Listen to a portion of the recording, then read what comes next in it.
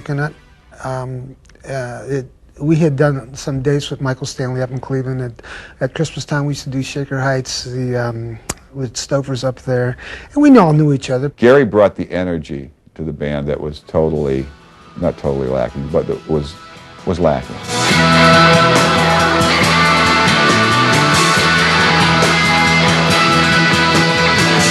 The whole ant thing, I don't even know where that came from. I have no idea. I dressed up like that, I think, one day. We were playing at Hiram College or something. We were in the back room. This was like one of the first gigs I played with them. And I just came out like that. And after that, it was just a fun thing to do. There really wasn't too much that Gary wouldn't do if you put the idea in his head. We realized this later on, and then you had to be careful about what ideas you put in his head, because you then realized it's like careful what you wish for, because it might come true. Good evening. Just like magic, with the release of Cabin Fever, MSB started to form a more top 40 sound. The record contained a song that had all the makings of the band's first hit.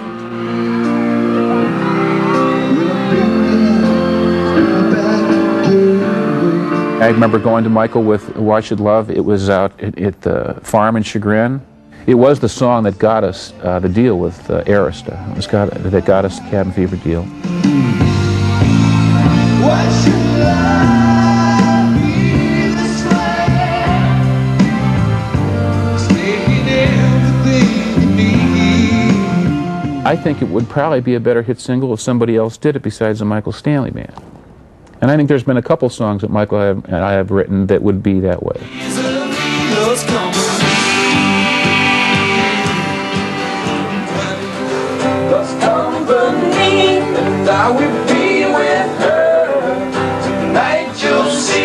While the search continued for that first hit song, there was misery within the company, and more internal changes were on the way, including the band's manager. I just felt, I was pretty much a total failure at this.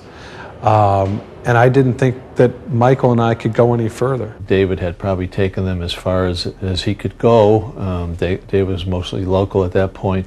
We were having pretty good success with the James Gang nationally and internationally.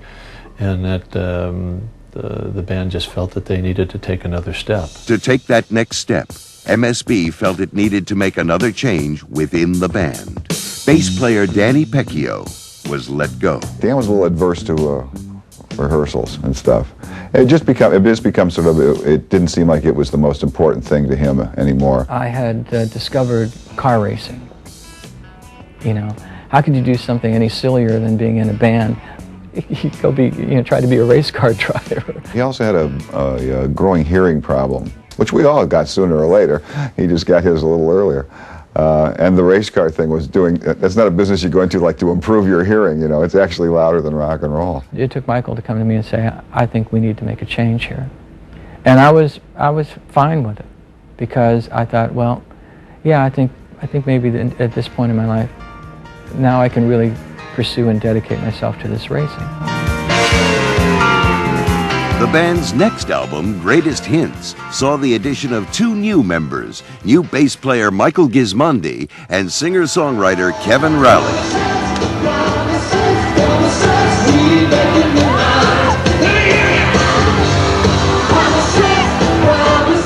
As the 1970s came to an end, the Michael Stanley Band was about to live up to its promise.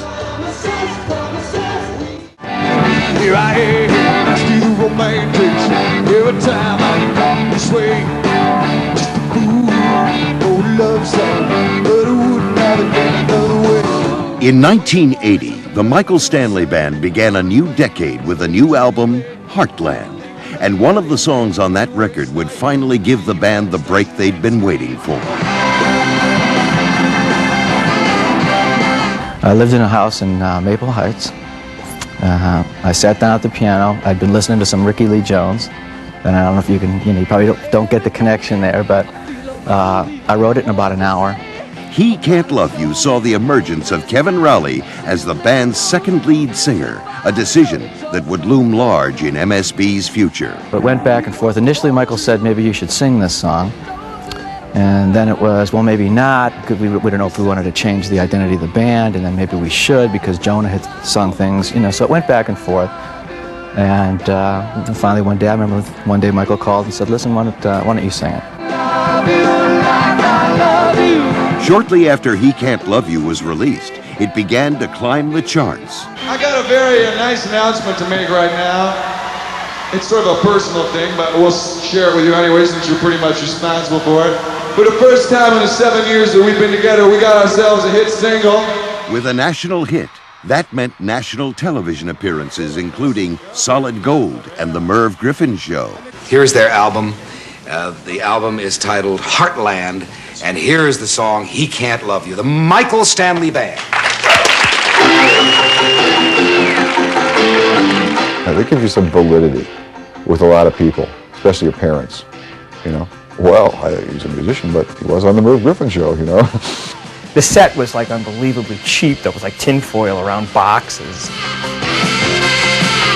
But that wasn't the band's most lasting Merv memory. I think Susan Anton was on that show. Susan Anton was on the show. That was a good thing. I remember sitting with Susan Anton in the dress rehearsal before. Susan Anton was on that show, which made us stick our heads out of our dressing room door whenever possible. Hey, Susan, come on over. Want to be on an album cover? Much cooler than Merv, MSB hit MTV.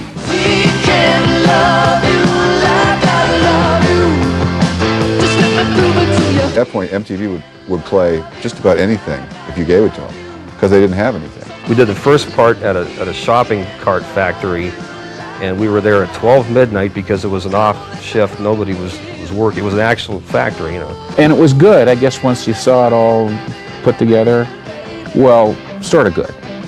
But in retrospect, I think it was kind of stupid. It was obviously an attempt at comedy. Whether it worked or not, I'm not sure, but it got a lot of play, so I guess some people, you know, enjoyed it. With the help of MTV, He Can't Love You cracked the Billboard charts. But some think it also may have put a crack in the band. Kevin was a little volatile, and maybe probably if anybody in the band was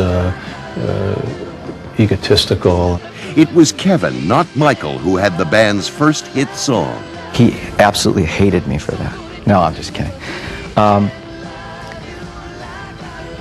I think that as people are writers, and there may be a little professional jealousy, I think all of us went through that when one of the other person's songs were picked as singles.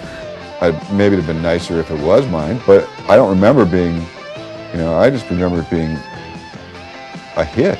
Maybe there was somewhere in the back of his mind that said, gosh, I wish I could sing like Kevin, you know, and I could have done it that way. You gotta remember, I mean, it was my idea to have two lead singers, you know, so it wasn't a thing of like, well, it wasn't a thing of like, well, you can be a lead singer, but no one can hear you sing, you know. It was like, no, if this is what it takes, great. I never perceived anything from Michael that was, you know, that was anything but, you know, we're in this together, and you know, and congratulations.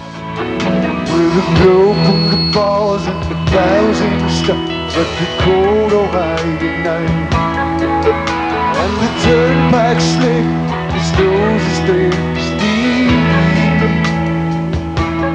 The next single from Heartland was Lover, a ballad sung by Michael that was an afterthought for the album. It quickly became an anthem in concert. The line that everyone, you know, latched onto from that song is, you know, thank God for the man who put the white lines on the highway, which I actually said as we drove back from Youngstown, the old Youngstown Agora, back to Cleveland at like 3 in the morning in one of those horrible, you know, Ohio snowstorms.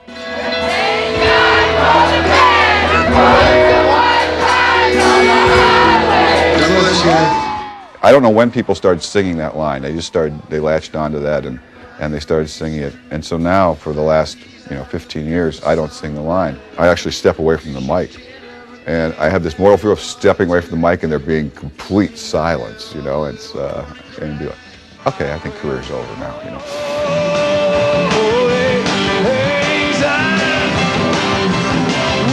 But the career was just getting started. The band was now breaking attendance records at home, selling out within